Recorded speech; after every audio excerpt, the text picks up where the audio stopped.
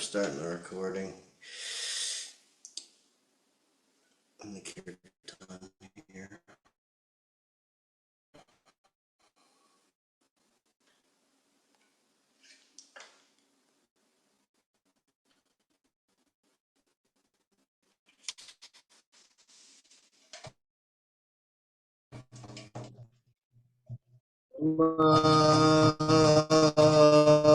Mate Bhakti Vedanta Om Vishnu Padaya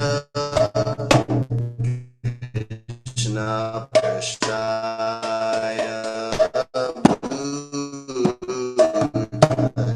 Bhakti Vedanta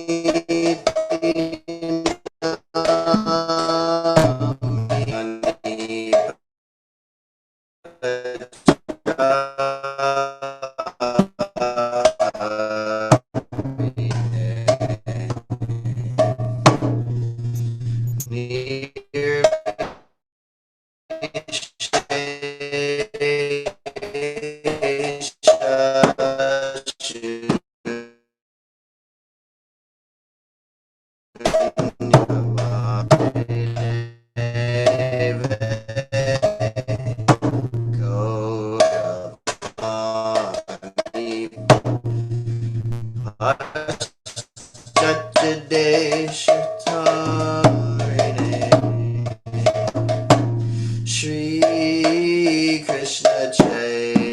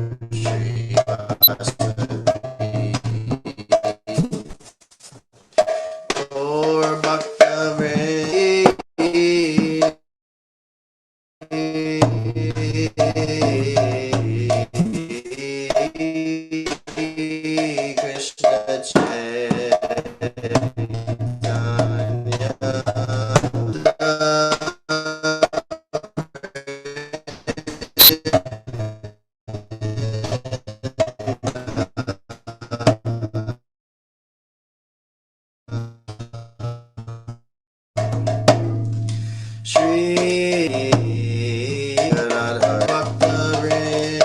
Krishna Hare Krishna Krishna Krishna Hare Hare Hare Rama Hare Rama Rama Rama Hare Hare Hare Krishna Hare Krishna Krishna Krishna Hare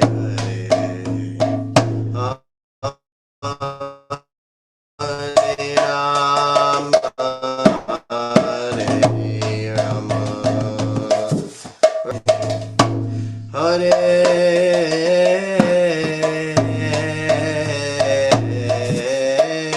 Krishna Hare Krishna Krishna Krishna Hare Hare Hare Rama Hare Rama Rama Rama Hare Hare Hare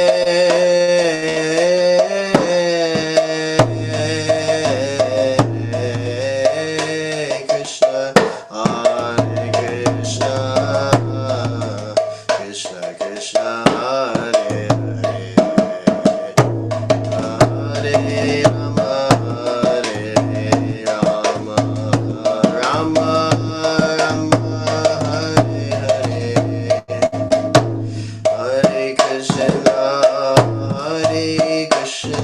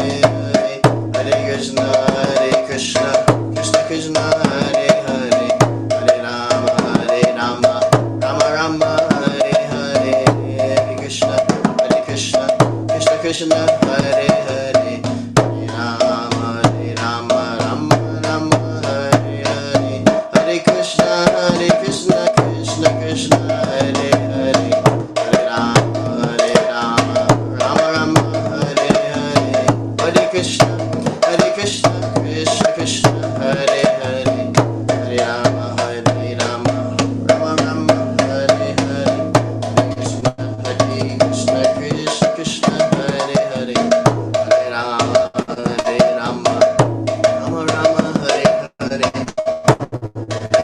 Krishna Krishna, Krishna Krishna, Hare Hare, Hare Rama, Rama Hare Hare, Hare Krishna Krishna Krishna, Hare Hare, Hare Rama, Rama Rama, Hare Hare, Hare Krishna Krishna Krishna, Hare Hare, Hare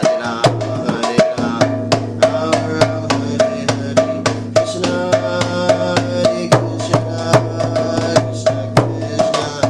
Hare Hare, Hare Rama, Rama Rama, Hare Hare, Krishna Hare Krishna, Krishna Krishna, Hare Hare, Hare Rama, Rama Rama, Hare Hare, Hare Krishna Krishna Krishna, Hare Hare, Hare Rama, Rama Rama, Hare Hare, Jai Prabhupada, Prabhupada, Jai Prabhupada, Prabhupada, Prabhupada, Jai Prabhupada, Prabhupada, Prabhupada, Jai Prabhupada,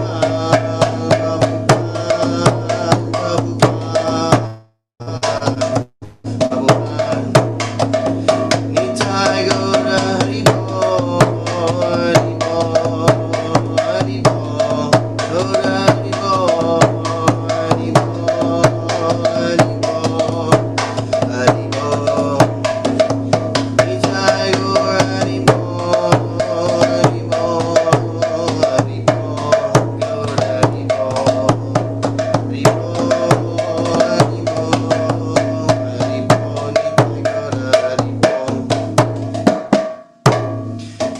Kantara Srimad Bhagavatam ki jai, Srila Prabhupada ki jai, Nitai Gaur Premanande.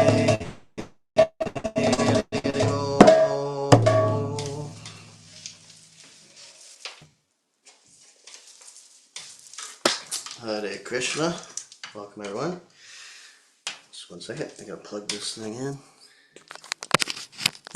Make sure it doesn't die on us. Okay. Hare Krishna.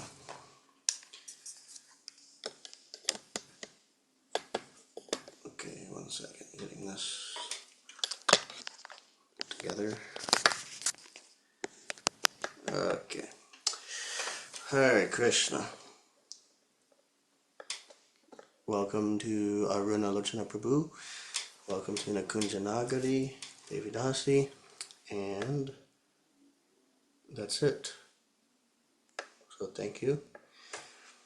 Hare Krishna. Diving right in here. Canto 1, Chapter 18, Text 23. 1:18:23. So I'll start with the invocation and just dive right in. Om Namo Bhagavate Vasudevaya. Om Namo Bhagavate Vasudevaya. Om Namo Bhagavate Vasudevaya. Narayanam namaskritya narang chaiva narottamam devim saraswatim vyasam tato jayamudirayat. Shrinvatam swakata Krishna punya shravana kirtana hridyantasto yabadrani vidhunoti suhrit satam. Nashtaprayashvabhadreshu nityam bhagavata sevaya bhagavat yuttama shloke bhaktir bhavati naishtiki. Hare Krishna. Those 3 verses used to be in the Temple Bhajana book for prayers to be recited before reciting Srimad Bhagavatam. And I saw in the more updated version that they took the middle verse out and there's only 2 now. So if anybody knows the reason for that, or if I shouldn't chant that verse for some reason, please let me know. Otherwise, I'm attached. I like doing all 3. Okay, text 23. Aham hi prashto ramano bhavadibhir achaksha atma vagamotra yavan nabapatantyatma samam patatranas tata samam vishnugatim vipaschitaha. O rishis, who are as powerfully pure as the sun, I shall try to describe to you the transcendental pastimes of Vishnu as far as my knowledge is concerned. As the birds fly in the sky as far as their capacity allows, so do the learned devotees describe the Lord as far as their realization allows. Purport. The Supreme Absolute Truth is unlimited. No living being can know about the unlimited by his limited capacity. The Lord is impersonal, personal, and localized. By his impersonal feature, he is all-pervading Brahman. By his localized feature, he is present in everyone's heart as the Supreme Soul. And by his ultimate personal feature, he is the object of transcendental loving service by his fortunate associates, the pure devotees.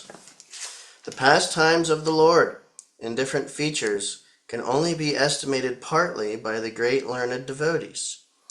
So, Srila Sutta Goswami has rightly taken this position in describing the pastimes of the Lord as far as he has realized. Factually, only the Lord himself can describe himself, and his learned devotee also can describe him as far as the Lord gives him the power of description. 24 and 25. Ekida dhanarudyam ya vicharan mrigayam bane Margananugata Shranta Kshudhitas Trishato Brisham Jalashayam Achakshana Pravivesha Tamashramam Didarshamunim Asinam Shantam Militalochanam. Once upon a time, Maharaj Parikshit, while engaged in hunting in the forest with bow and arrows, became extremely fatigued, hungry, and thirsty while following the stags. While searching for a reservoir of water, he entered the hermitage of the well-known Shamika Rishi and saw the sage sitting silently with closed eyes. Purport. The Supreme Lord is so kind to his pure devotees that in proper time he calls such devotees up to him and thus creates an auspicious circumstance for the devotee. Maharaj Parikshit was a pure devotee of the Lord, and there was no reason for him to become extremely fatigued, hungry, and thirsty, because a devotee of the Lord never becomes perturbed by such bodily demands. But by the desire of the Lord, even such a devotee can become apparently fatigued and thirsty just to create a situation favorable for his renunciation of worldly activities. One has to give up all attachment for worldly relations before one is able to go back to Godhead. And thus, when a devotee is too much absorbed in worldly affairs, the Lord creates a situation to cause indifference. The Supreme Lord never forgets his pure devotee, even though he may be engaged in so-called worldly affairs. Sometimes he creates an awkward situation, and the devotee becomes obliged to renounce all worldly affairs. The devotee can understand by the signal of the Lord, but others take it to be unfavorable and frustrating. Maharaj Parikshit was to become the medium for the revelation of Srimad Bhagavatam by Lord Sri Krishna, as his grandfather Arjuna was the medium for the Bhagavad Gita.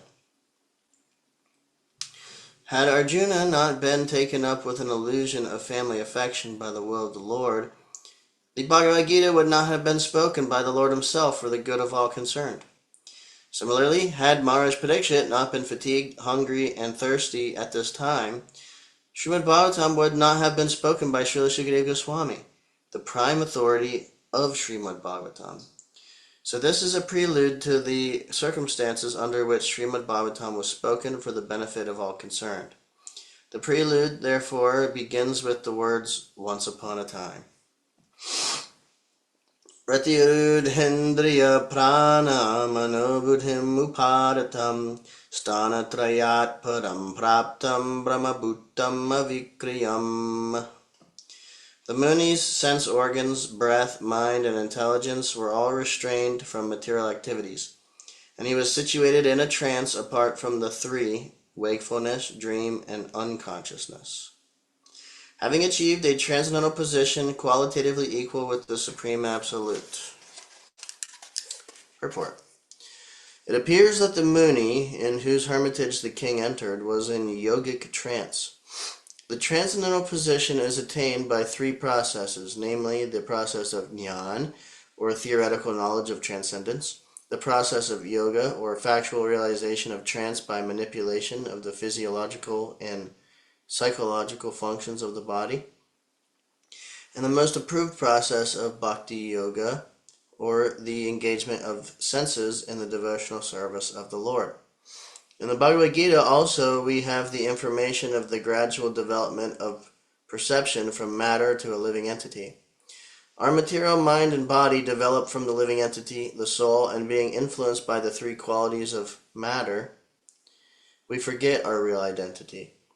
The Dhyan process theoretically speculates about the reality of the soul, but Bhakti Yoga factually engages the spirit soul in activities. The perception of matter is transcended to still subtler states of the senses.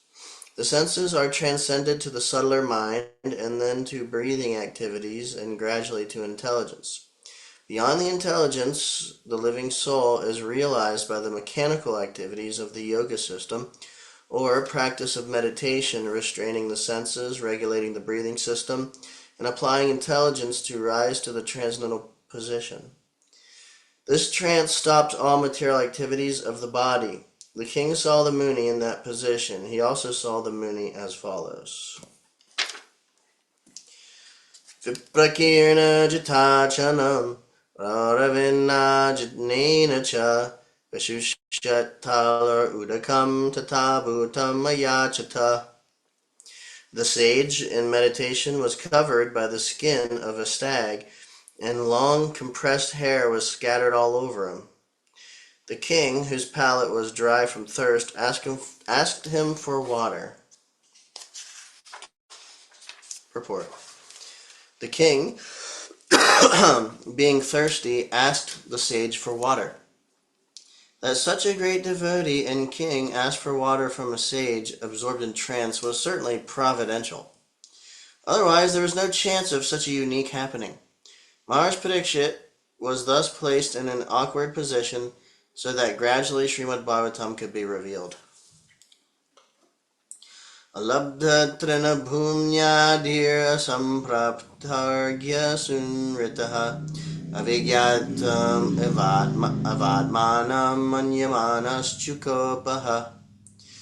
The king, not received by any formal welcome by means of being offered a seat, place, water, and sweet addresses, considered himself neglected, and so thinking he became angry. Purport. The law of reception in the codes of the Vedic principles states that even if an enemy is received at home, he must be received with all respects. He should not be given a chance to understand that he has come into the house of an enemy. When Lord Krishna, accompanied by Arjuna and Bhima, approached Jarasandha and Magadha, the respectable enemies were given a royal reception by King Jarasandha.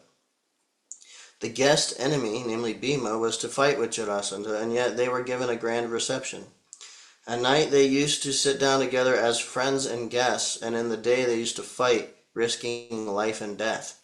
That was the law of reception. The reception law enjoins that a poor man who has nothing to offer his guests should be good enough to offer a straw mat for sitting, a glass of water for drinking, and some sweet words. Therefore, to receive a guest, either friend or foe, there is no expense. It is only a question of good manners. When Maharaj Parikshit entered the door of Shamika Rishi, he did not expect a royal reception by the Rishi, because he knew that saints and Rishis are not materially rich men.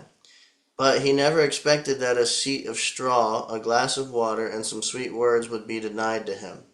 He was not an ordinary guest, nor was he an enemy of the Rishi, and therefore the cold reception by the Rishi astonished the king greatly.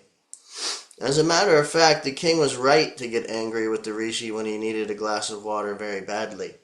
To become angry in such a grave situation was not unnatural for the king, but because the king himself was not less than a great saint, his becoming angry and taking action were astonishing. So it must be accepted that it was so ordained by the supreme will of the Lord. The king was a great devotee of the Lord, and the saint was also as good as the king. But by the will of the Lord, the circumstances were so created that they became ways to the king's becoming unattached to family connection and governmental activities, and thus becoming a completely surrendered soul unto the lotus feet of Lord Krishna. The merciful Lord sometimes creates such awkward positions for his pure devotees in order to drag them towards himself from the mire of material existence. But outwardly, the situations appear to be frustrating to the devotees. The devotees of the Lord are always under the protection of the Lord in any condition, frustration or success. The Lord is... Hold on, I'm going to restart that sentence. The devotees of the Lord are always under the protection of the Lord in any condition, frustration or success. The Lord is the supreme guide for the devotees. The pure devotees, therefore, accept all conditions of frustration as blessings from the Lord. Hare Krishna. Easier said than done sometimes. One second, I'm just getting some water.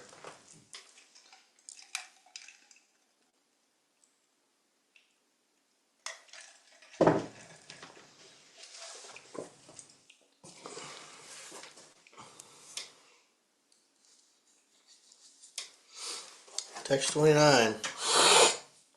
Abhuta purva sahasa shutridbhyam arditatmanaha brahmanam pratyabhut brahman matsara manyorevacha.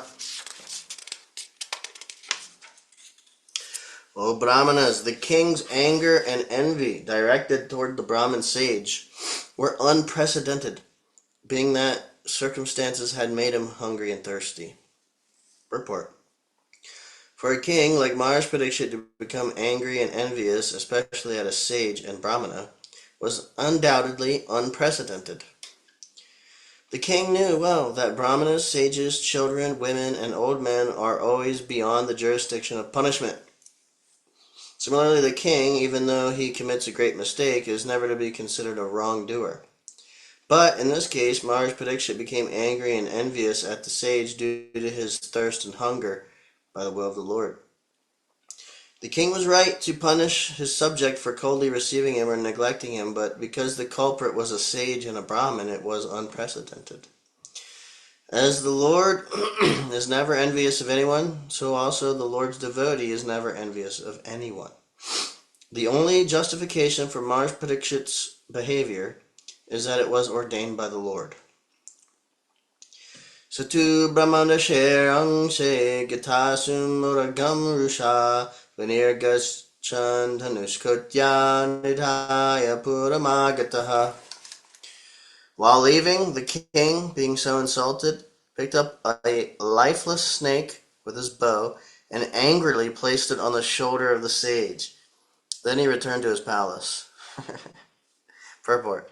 The king thus treated the sage tit for tat, although he was never accustomed to such silly actions. By the will of the Lord, the king, while going away, found a dead snake in front of him and he thought that the sage who had coldly received him thus might be coldly rewarded by being offered a garland of a dead snake. In the ordinary course of dealing, this was not very unnatural, but in the case of Maharaj Parikshit's dealing with a Brahmin sage, this was certainly unprecedented. It so happened by the will of the Lord. Esha kim nibrtashesha karanami litekshanaha risha samadhir ahosvit kimnus yak chatra bandhubihi. Upon returning, he began to contemplate and argue within himself whether the sage had actually been in meditation with senses concentrated and closed eyes, or whether he had just been feigning trance.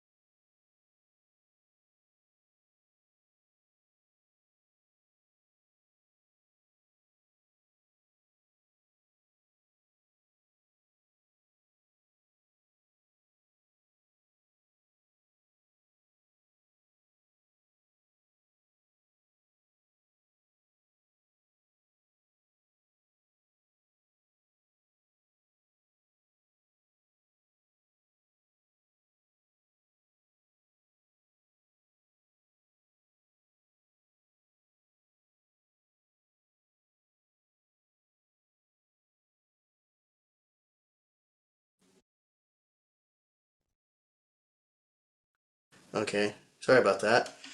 I don't know if I cut out to you guys, but my phone got overheated and wouldn't work for a moment, but whatever. I don't really know why, but okay.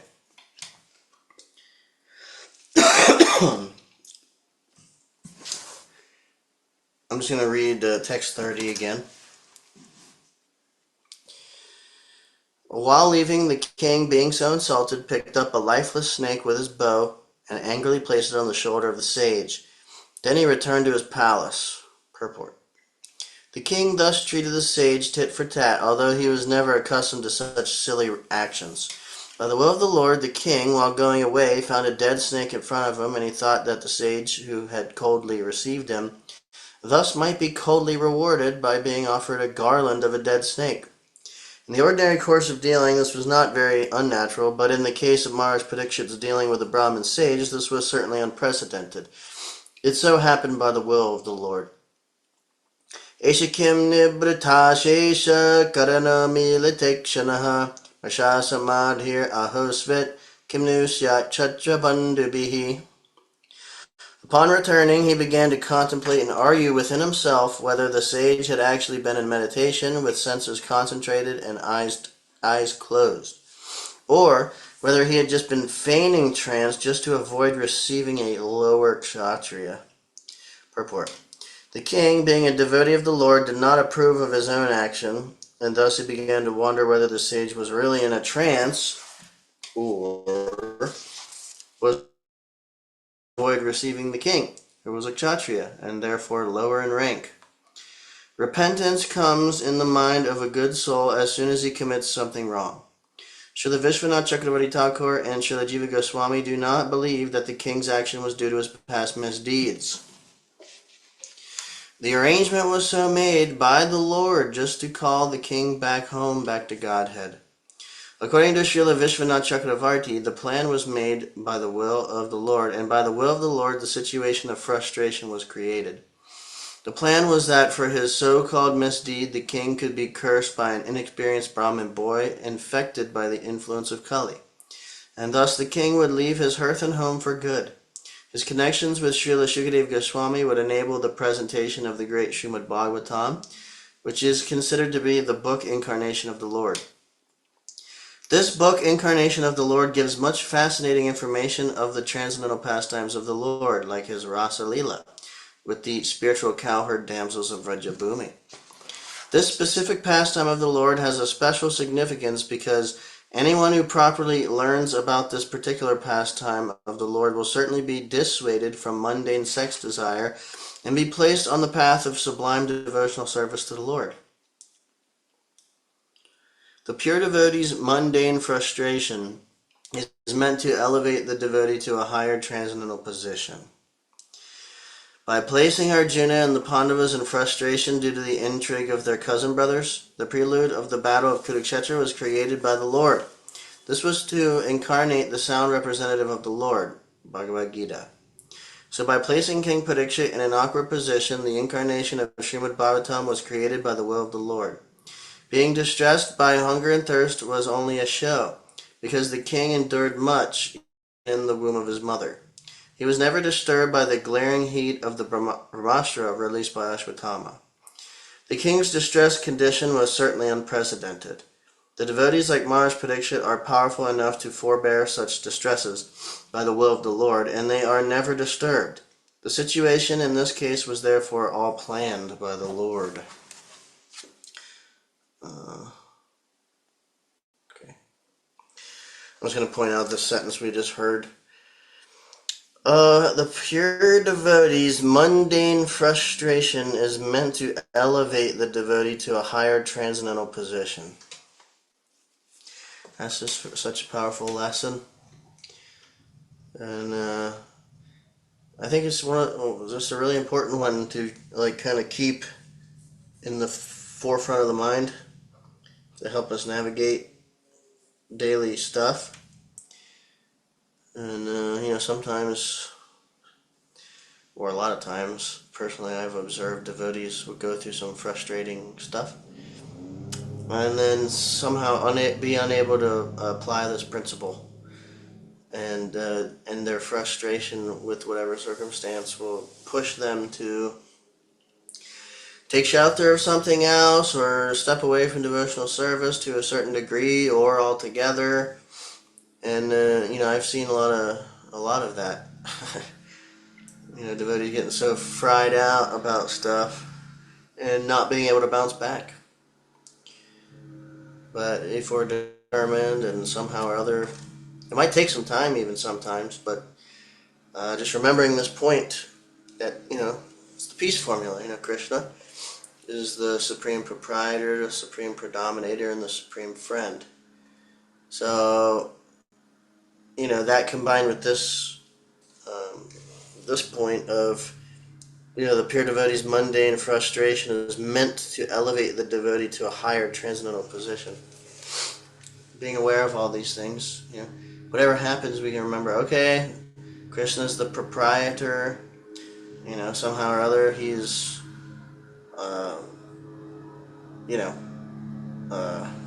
sorry, I'm having a hard time thinking of the exact word. I got somebody mowing right here. He's in charge. He's in charge, and he's presiding over. He's the proprietor, the predominator. His will reigns supreme, and he's our friend. So whatever the situation is, somehow or other, we can understand it's meant to help us because he's our friend. He's our best friend. Anyway, so Hare Krishna. If we don't remember that, at least in our processing of situations and coming to conclusions about situations, then we can be discouraged or whatever, distracted in devotional service. Okay, text 32. Tasya putra titejasvi viharan balakor bakai Ragyagam prapitam tatam shudva tatredam abarvit. The sage had a son who was very powerful, being a Brahmana's son. While he was playing with inexperienced boys, he heard of his father's distress, which was occasioned by the king. Then and there, the boy spoke as follows. Purport. Due to Maharaj Parikshit's good government, Even a boy of tender age who was playing with other inexperienced boys could become as powerful as a qualified brahmana. This boy was known as Shringi, and he achieved good training in brahmacharya by his father so that he could be as powerful as a brahmin, even at that age.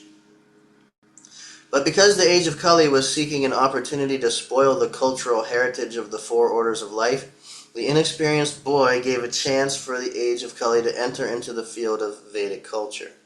Hatred of the lower orders of life began from this Brahmin boy under the influence of Kali, and thus cultural life began to dwindle day after day. The first victim of Brahminical injustice was Maharaj Parikshit, and thus the protection given by the king against the onslaught of Kali was slackened. Aho dharma palanam bivnam balibhujameva swamin yagam yadashanam dwarapanam sunameva. The Brahmin's son Shringi said, "Oh, just look at the sins of the rulers who, like crows and watchdogs at the door, perpetrate sins against their masters, contrary to the principles governing servants." Purport. The Brahmanas are considered to be the head and brains of the social body, and the Kshatriya are considered to be the arms of the social body. The arms are required to protect the body from all harm, but the arms must act according to the directions of the head and brain. That is a natural arrangement made by the Supreme Order. For it is confirmed in the Bhagavad Gita that four social orders or castes, namely the Brahmanas, the Kshatriyas, the Vaishyas, and the Shudras, are set up according to quality and work done by them. Naturally, the son of a Brahmin has a good chance to become a Brahmin by the direction of his qualified father. As a son of a medical practitioner has a very good chance to become a qualified medical practitioner. So the caste system is quite scientific. The son must take advantage of the father's qualification and thus become a Brahmin or medical practitioner, and not otherwise. Without being qualified, one cannot become a Brahmin or medical practitioner. And that is the verdict of all scriptures and social orders. Herein, Shringi, a qualified son of a great Brahmin, attained the required Brahminical power both by birth and by training, but he was lacking in culture because he was an inexperienced boy.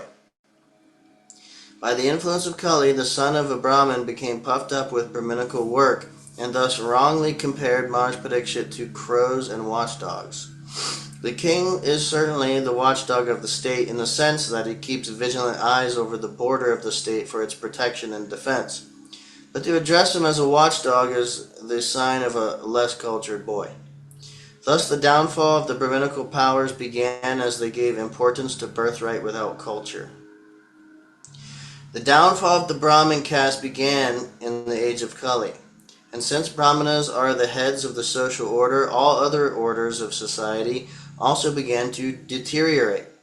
This beginning of Brahminical deterioration was highly deplored by the father of Shringi, as we will find.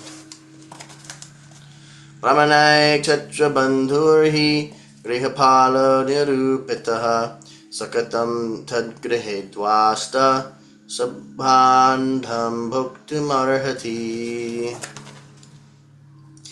The descendants of the kingly orders are definitely designated as watchdogs, and they must keep themselves at the door. On what grounds can dogs enter the house and claim to dine with the master on the same plate? Purport.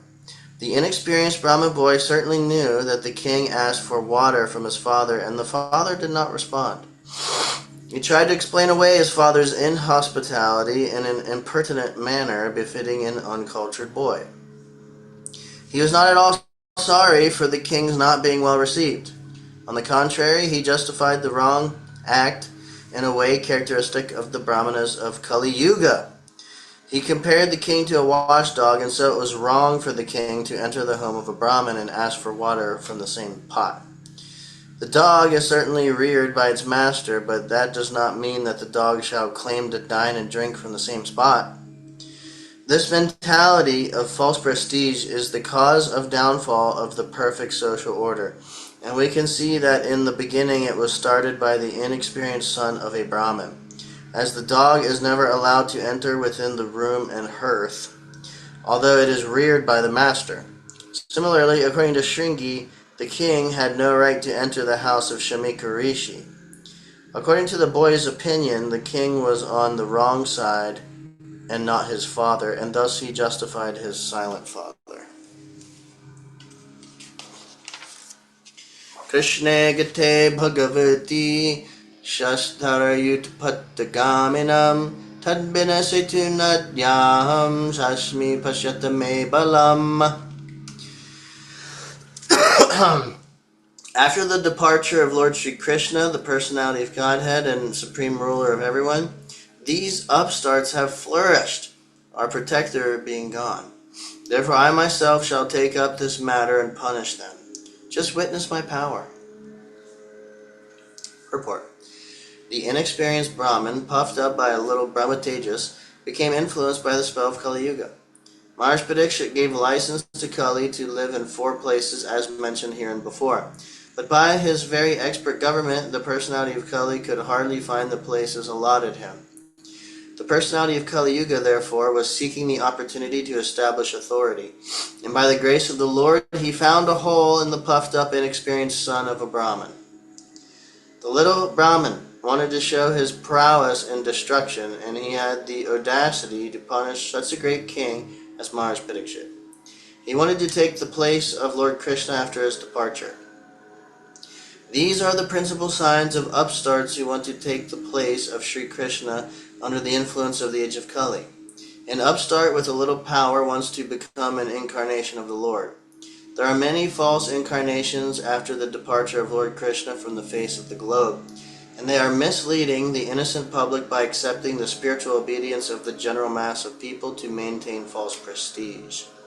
In other words, the personality of Kali got the opportunity to reign through this son of a Brahmin Shringi. Check the time here. Okay.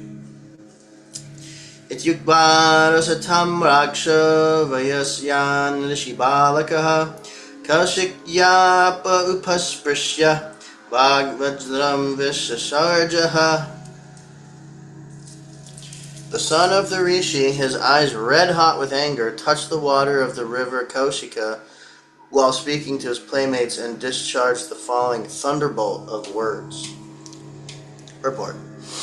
The circumstances under which Maharaj Parikshit was cursed were simply childish, as it appears from this verse. Shringi was showing his impudency amongst his playmates who were innocent. Any sane man would have prevented him from doing such great harm to all human society. By killing a king like Maharaj Parikshit just to make a show of acquired Brahminical power, the inexperienced son of a Brahmin committed a great mistake.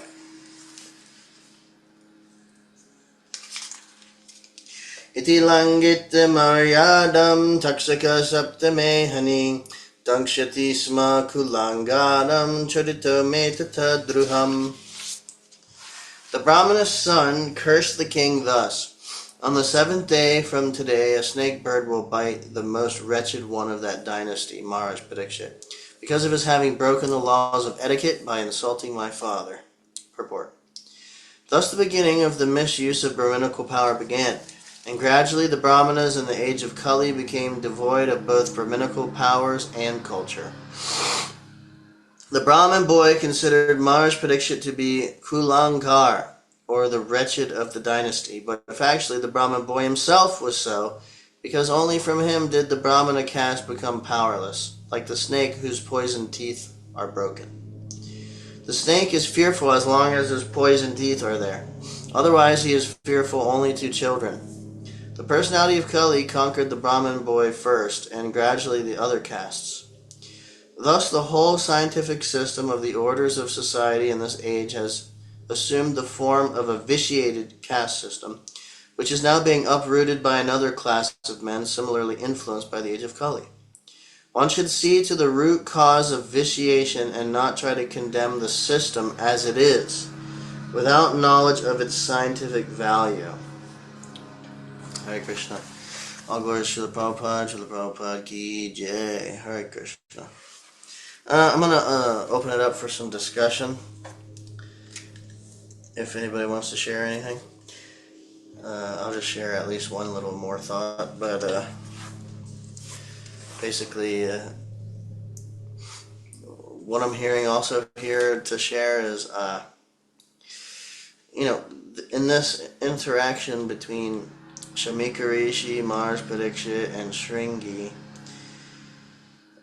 this is basically really ordained by the will of the Lord for the personality of Kali to get authority, and simultaneously for the Srimad Bhagavatam to be spoken by Shukadeva Goswami to Mars Padikshit.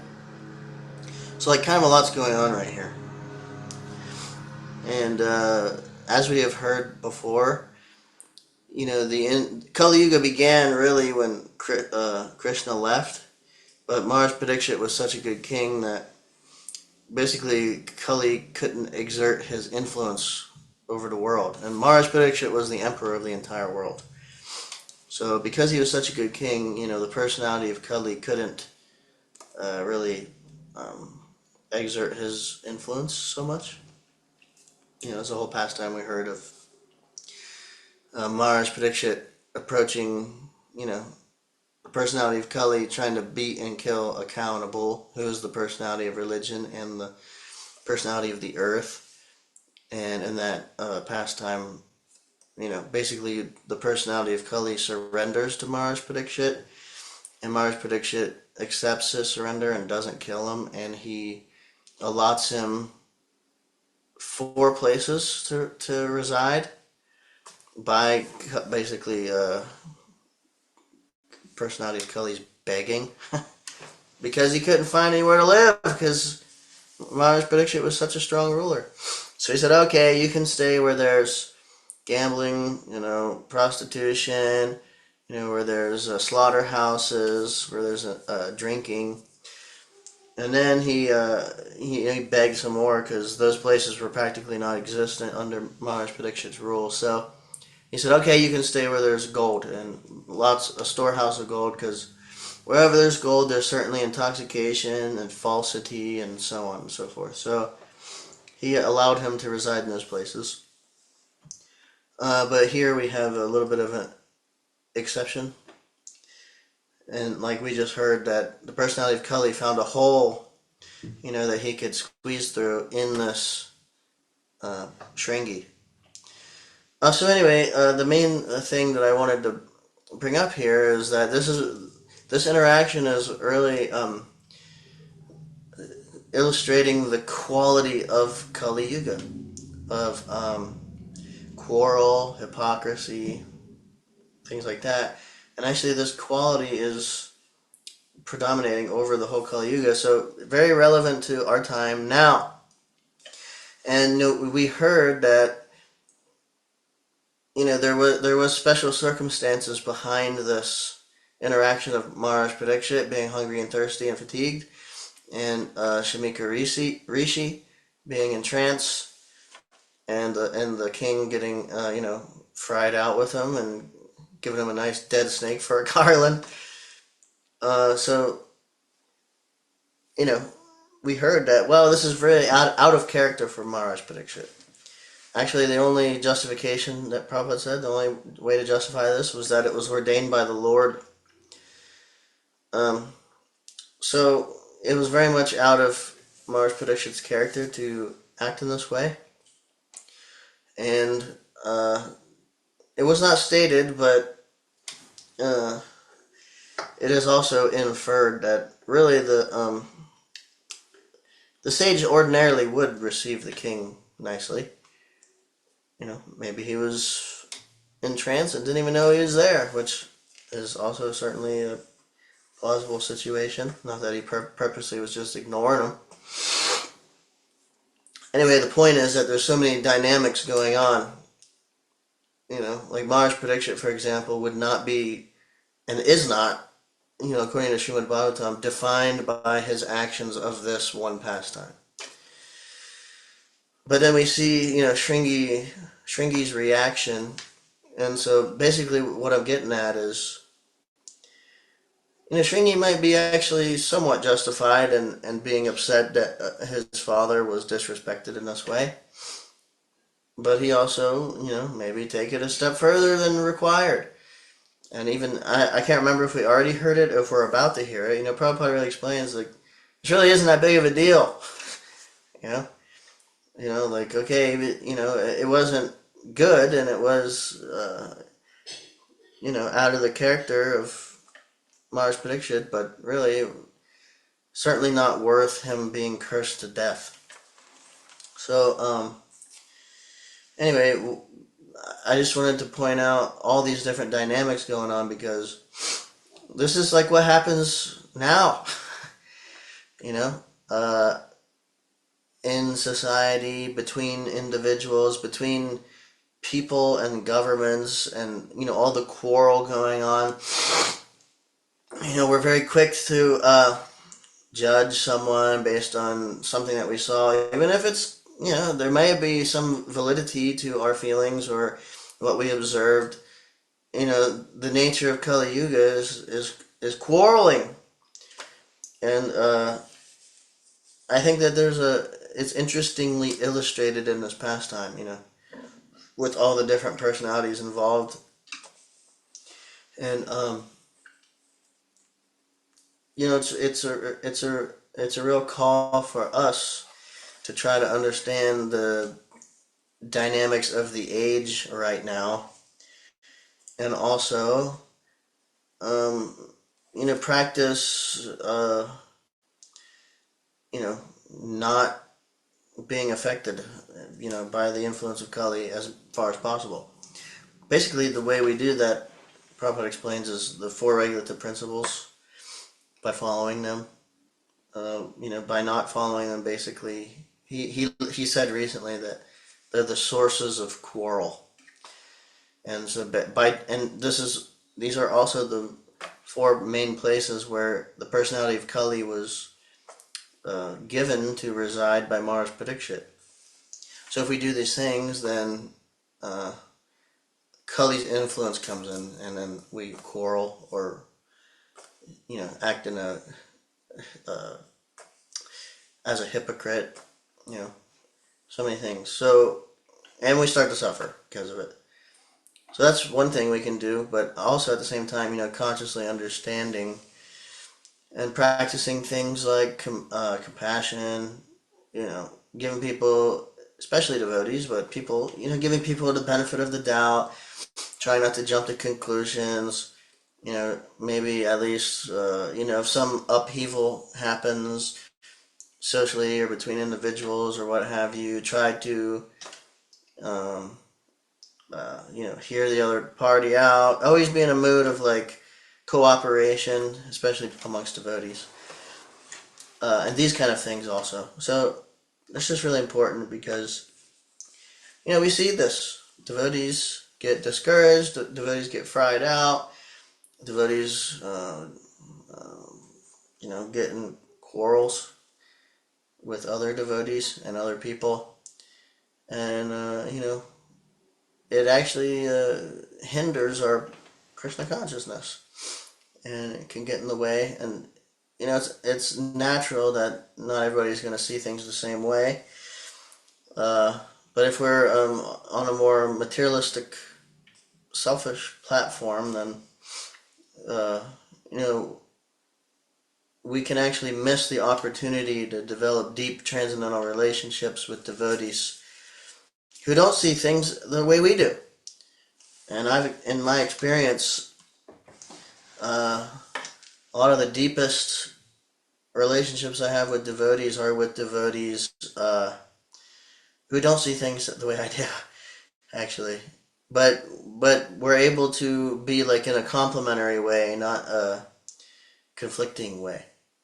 Like, okay, we know I might have a particular nature. Let me be open to hearing, suggestions, or, if I'm doing wrong. Like Vaisheshika Prabhu says, I live to be corrected is a good mantra. So if someone's trying to tell us, like, hey man, you're kind of being like this right now, it's important to have friendships and relationships with devotees who you can hear that kind of thing from. Like, hey, hold on, you're being a little abrasive. And, if we're honest, it's like, yeah, I know I have a tendency to do that. And then we develop deep trust with these other devotees. And same thing, vice versa. We can also help them.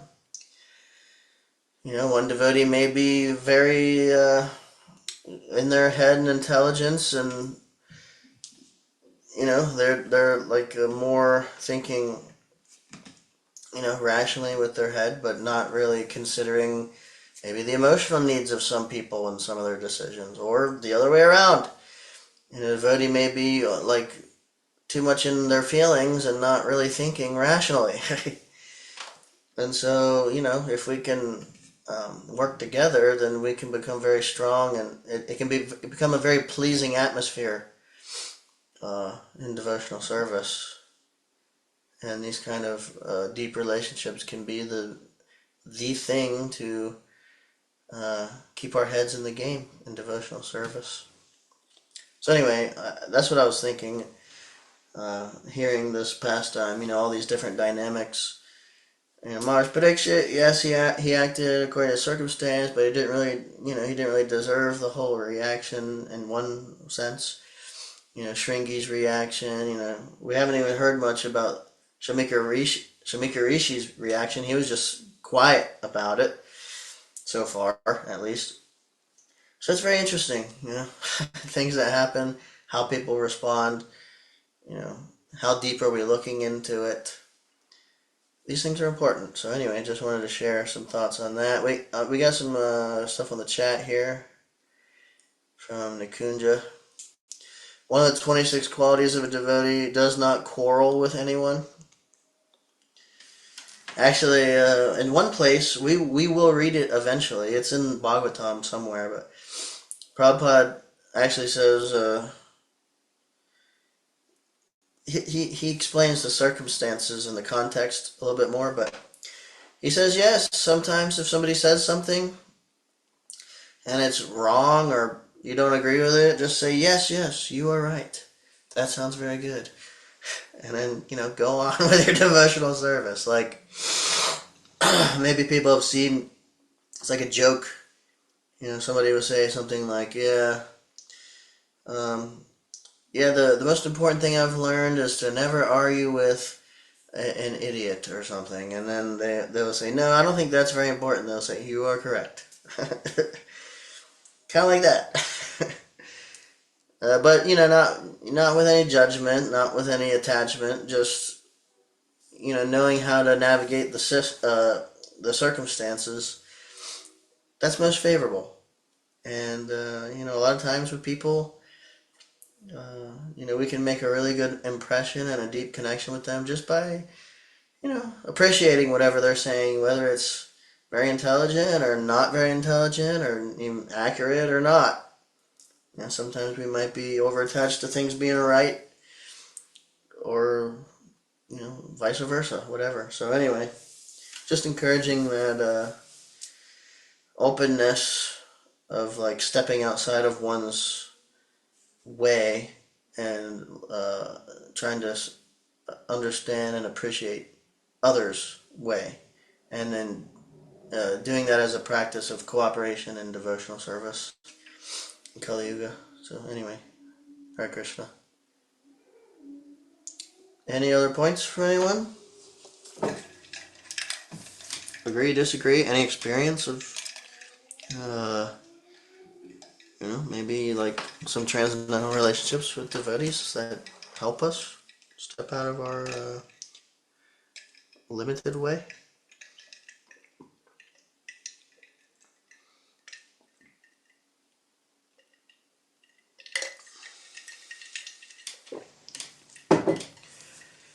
Probably not. Hare Krishna.